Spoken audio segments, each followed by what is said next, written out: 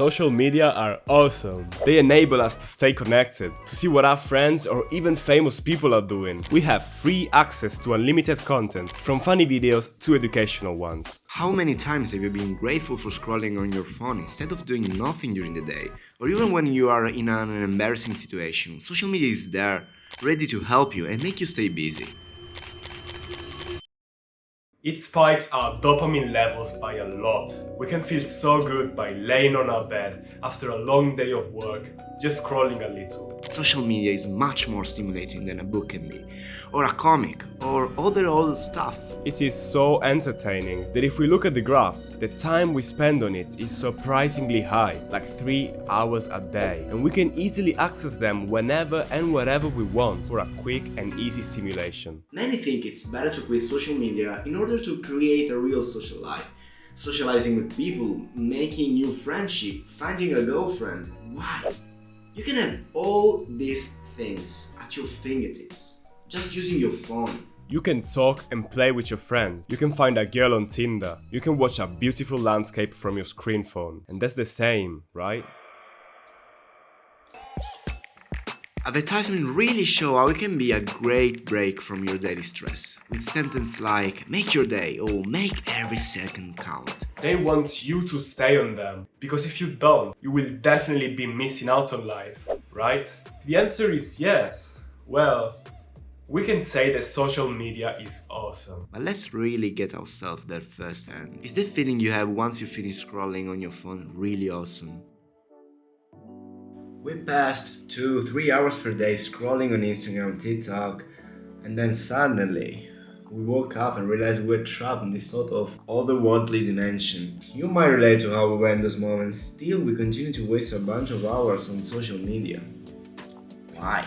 If we felt so bad after that, we kept going with this infinite cycle. I tell you why. Because we were addicted to the dopamine release, and every day it became worse. You must know that everyone has a dopamine baseline. The rise of dopamine is due to some activity that we do and stimulate the release of it. There are many activities which raise the dopamine level, which can be healthy, like exercising, meditation, cold showers, and so on. And of course, bad ones, like doing drugs, eating junk food, and of course, staying on social media. Whenever we raise our dopamine levels with unhealthy stimulations, there is a very fast increase. The higher the peak in the dopamine and the faster the rise to the peak, the farther below baseline the dopamine drops after. That drop below the baseline of dopamine triggers the desire and the pursuit for more. So, that establishes a circle where we start pursuing peaks in dopamine in very short time with no effort.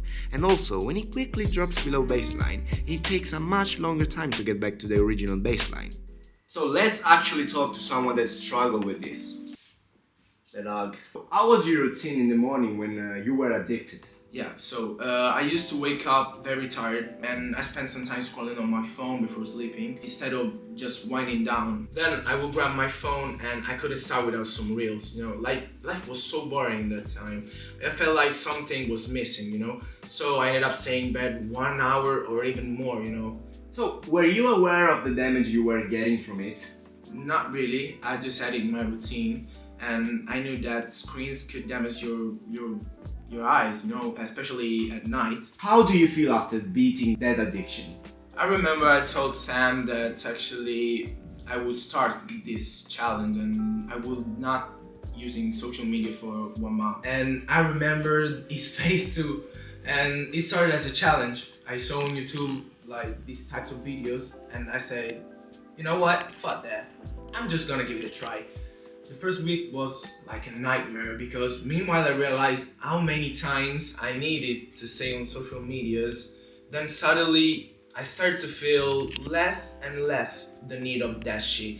And actually it felt good and I felt free. That's why we are so addicted to social media. I believe no one can say exactly what you want, but also give you some reasons that you don't take easy.